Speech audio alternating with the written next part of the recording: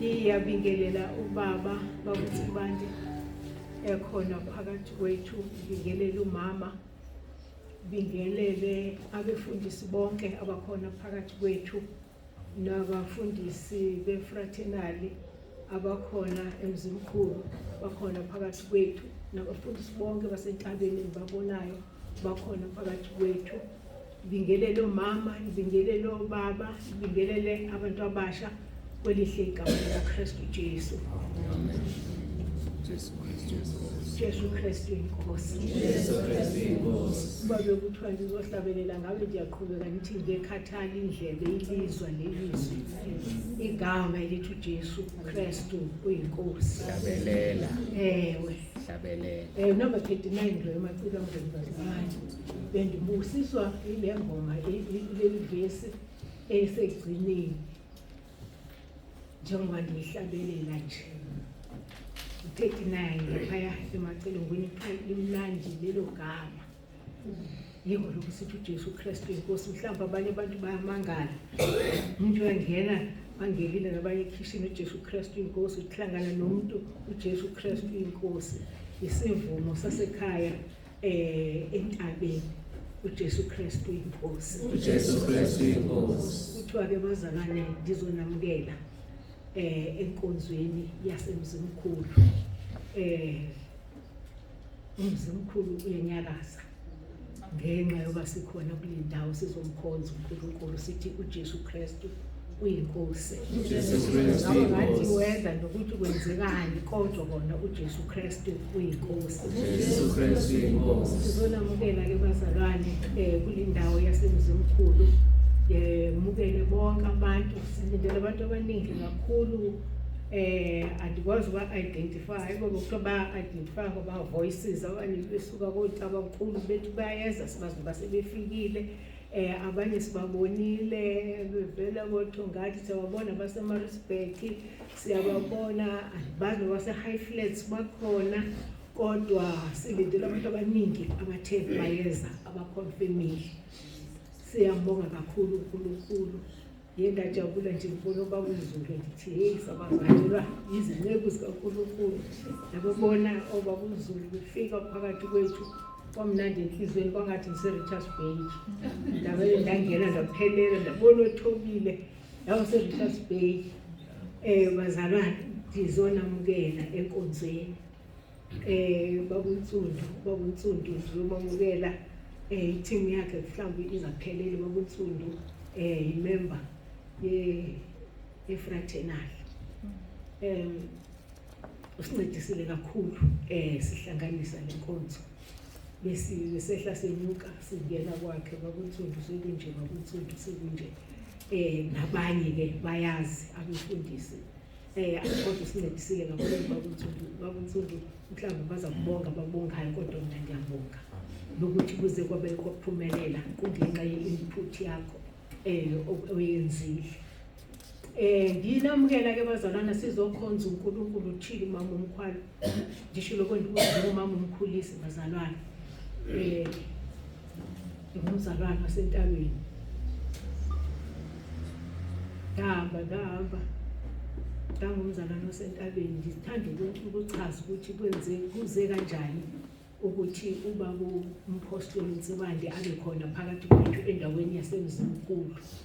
Ukwenzela ukuthi sonke sazi ukuthi kwenzekeni ukuthi aze abe ukhona phakathi kwethu.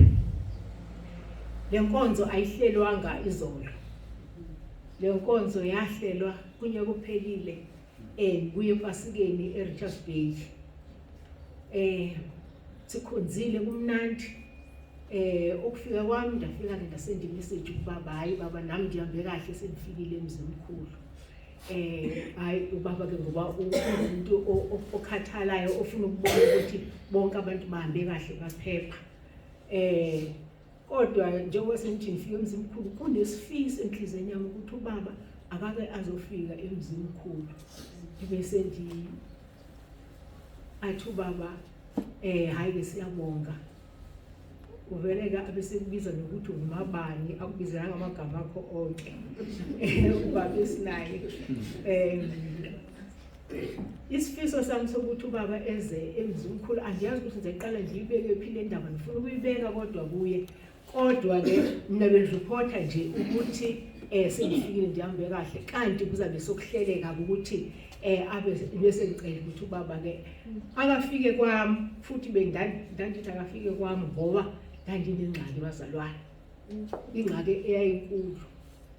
Ngike enkonzweni ndakhonza kwamnandi kuyenzeka konke kodwa kukhona okungalungi. Abantwana bami bengasebenzi bonke. Abaphilayo abantwana bami bawu5 bengasebenzi bonke.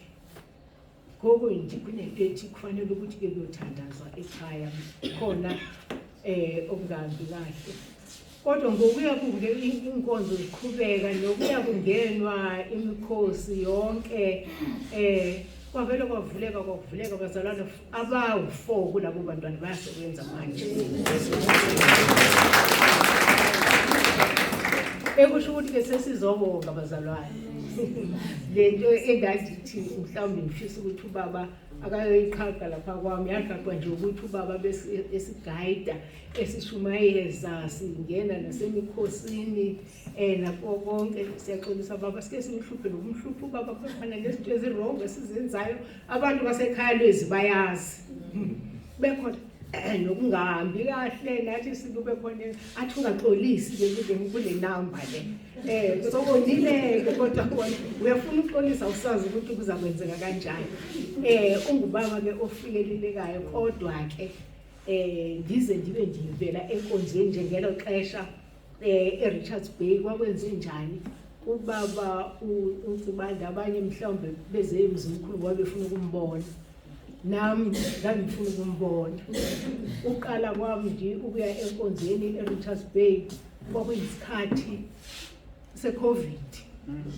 Siye enkonzweni kodwa siya enkonzweni nje sizithola inkonzo ngaleso sikhathi esinzima sendlala.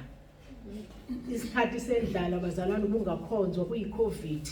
Omunye umzalwane waseMaritzburg umama uKheso bayamaza baseMaritzburg wangithumelela inkonzo ngithumelele bese ngithi hayi ngeke mafiki kuyashisa la lezi inkonzo angithumelele kumama uKheso lezi inkonzo angithumelele lezi inkonzo ngelinye ilanga kulenye inkonzo baba wakhuluma ngokuvumwa izono. Hayi ndabona ukuthi hayi ngathi kuyafuneka ukuthi ndingene la ngoba kukhulunywa ngokuvuma izono eyona nto ndoba bendithi ngisindise kodwa yona into eshodayo kunemithwalo endesindayo futhi le mithwalo angeke ngikwazi ukuyithini kodwa mase kuthiwa kuvunywa izono sekufuneka ndiyethuleke le mithwalo. Hayi ngathi ngeke mama uKheso ngicela ungifake wandifaka kumama uKheso egroupini yasekhaya lezwi. Kwaba mnandi ke sikhonza ke sifumana inkonzo bazalwane every day kuba sisazifumana namhlanje abangekho ekhaya lezwi bazaya abazi ukuthi thina siphila ngezwi. Ndiye ndithi uma sendiyimamela inkonzo ndithi no abantu bangandibiza ngekholwa manje sendiyilo ngoba kuthiwa faith comes by hearing the word of God. Mna-ke izwi likaNkulunkulu nabanye silizwa zonke iintsuku ubaba esishumayeza. Noma kungathiwa ndilikholwa manje yebo ndiyalizwa izwi. Futhi siyalicaciselwa izwi lenkosi. So ndangena-ke kwakhona ukuthatheka-ke. Kuthiwa singabazalwane siyathatheka, sokufikela umuntu wabemfundise niyathatheka. Hayi kwakhona ukuthatheka bazalwane ukuthi ubaba esingamazi asondle kangaka ngezwi uthola nje inkonzo every day. Inkonzo every day akukhonzwa kuthiwa nithina kodwa silambanga emoyeni siyondliwa ngezwi. Noma sekuyiwa enkonzweni eRichards Bay nasuka kule ndawo ndathi ngeke ndiyojoyina igroup yasemafakatini. Andibazi nani abantu basemafakatini sahlangana eMaritzburg saye enkonzweni kwakungakahlangana ngabazalwane ngaleso sikhathi kodwa ke sokuya enkonzweni. Kufika kwami enkonzweni ndafika ndazifa ndiphethwe umkhuhlane ngendlela eyisimanga. Nobaba wanesibindi sokuthi ongabe uziva engaphathekanga kahle akasho ngimthandazela. Ngaya kwenye asha ndafika ndayiripotela ukuthi andiziva kahle. Ngoba phela i-COVID liyadange asazi masifake izifonyo noma singazifaki noma sithini kodwa ke ubaba wandithandazela ayisabuya singenanto azange ngibe nayo i-COVID. Samkhonza ke uNkulunkulu. Kulapho ke yathatheka khona ke babuntundu inhliziyo yami ukuthi saze sondliwa ngezwi. Kodwa ubaba ithathekile inhliziyo yami ngoba ethi ubaba hlala ebandleni lakho. Besho njalo nje athi hlala ebandleni lakho uzondle ngokukhuleka. Hlala silalele le ndaba inkonzo. Andiwazi amehlo ukuthi kanjani ukuthi wahlala lapho sokuthiwa hlala khona ubona ukuthi hayi andisafuni ukuhlala kodwa kube hlala. Ubona ukuthi anti manje sowuhleli nje sokuphethe nebholipeni ebovu. Sowuthisha ngoba lapho uhleli khona manje sowuyamaka nebholipeni ebovu. Kube nzima ke abazalwane ukuhlala. Awumaki ngoba uthisha umaka ngoba sowuvile iqiniso elivele ezulwini. Elinye iqiniso lokushisa ukhale wedwa. Nalezi inkonzo zanifundisa ukuthi ngikwazi ukumkhonza uNkulunkulu noba sendingedwa. Ngikwazi ukulalela, ngikwazi ukuthi ngihlabelele ngithandaze ndikwenze konke iphelele inkonzo ngoba njengoba ndiyilalele nje le nkonzo iyaphelela sengihleli ndedwa kungekho abantu abaningi. Yaqala ngaleso sikhathi se-COVID. So uNkulunkulu kwasisiza ke bazalwane ndazi ngagcina nami sengicela ukuthi hayi ngicela ukusinikela entabeni. Kodwa ke bazalwane kakhulu ukungena egroupini lapho wondliwa ngezwi ukusukela ngaleso sikhathi usuku nosuku sifumana inkonzo ezikusizayo ezikulungisayo. Bazalwane sinenhlanhla emzimkhulu. Ukhona umzalwane ongenile le wathi emzimkhulu nikhethiwe engathi usho njalo. Wathi emzimkhulu nikhethiwe. Abazalwane sinenhlanhla kakhulu emzimkhulu ukuthi nje ubaba aze kwischedule yakhe ebhizi kangako. Ndithi le nkonzo yaplanwa emva kwephasika ka-2024 ngoba seyizophumelela namhlanje. Idate wathi noma ke sizeza emzimkhulu kodwa idate e-available umhla ka-19 July 2025. Kwangathi into engazufika le July 2025 kodwa bona kwabe futhi alukho olunye usuku fully booked i-available date to 2025. So kwaba yilokho ke ukuthi nangize wafika u-19 July 2025. Bese singasakholwa ukuthi uzafika. Seyefikile namhlawumbe kushele besenzela iposter esithumelela iposter angaguli kanje.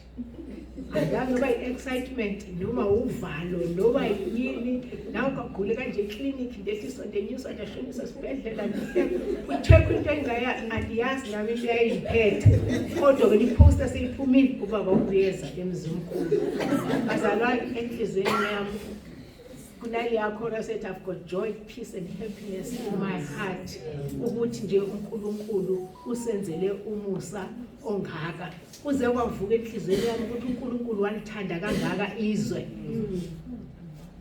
manje elithandile izwe sisesikhohlwe sihlangabezana nezinto sikhohlwe ukuthi uNkulunkulu uyasithanda kuye kwavuka enhlizweni yami ukuthi uNkulunkulu uzovuselela uthando ebantwini basemzimkhulu uzosikhumbuza nje ukuthi uyasithanda sizothandwa nje namhlanje bazalwane sizokhunjuzwa noba beyiminyekile impilo yakho izinto eziningi uze ukhohlwe ukuthi uyathandwa uNkulunkulu uNkulunkulu uzosikhumbuza uzasikhumbuza futhi ukuthi uyasithanda aze uNkulunkulu nalezi zinto ezike zifike enhlizweni yakho zicinanisa uJesu esenhlizweni uzazikhipha ngezwi nje lakhe asilalele ke bazalwane simkhonzeni uNkulunkulu ngokukhululeka samukelekile emzimkhulu sonke maningi abantu noma umkhwalo uzali unelist yakhe yabantu akabazi emehlweni mina ke mama umkhwalo kumnandi ngoba ngiyababona ubabuzulu ndikhumbula ukuthi ndimvile ngeconference ndayiva indaba yakhe ndabona ngomama umkholokoto ngayikhuya yasikhuthaza leya nto yokuthi asihambi ngokubona sihamba ngokukholwa ezinye izinto ayisho umuntu uze ubambelele kuyo ubone ukuthi uNkulunkulu kodwa unomusa uyasithanda usenzele izinto ezinhle ngibona ukuso ke endibaziyo ke mina ke adisekho ke mamkhwalo emzimkhulu namhlanje sendizibona ndise-Richards Bay ngoba nje i-Richards Bay iphelele uJesu Kristu inkosi.